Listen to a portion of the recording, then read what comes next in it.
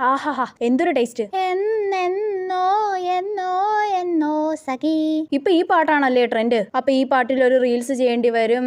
എടി കൊച്ചേ, phone നോക്കിയിരുന്നത് തിന്നാതെ plate നോക്കി തിന്നടി. ഓ പിന്നെ ഫുഡ് കഴിക്കുമ്പോ എനിക്ക് റീൽസ് കാണൽ നിർബന്ധം.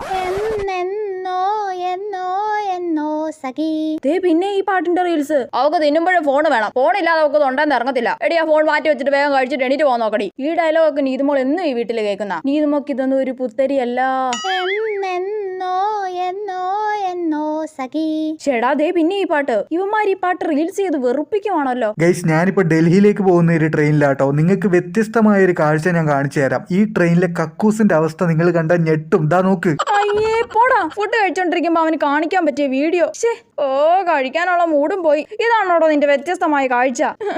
അമ്മ പറഞ്ഞപ്പോ തന്നെ ഫോൺ മാറ്റി വെച്ചാ മതിയായിരുന്നു. എടി വേഗം കഴിച്ചിട്ട് എണീക്കാൻ. എനിക്ക് വേണ്ടമ്മേ, മതിയായി.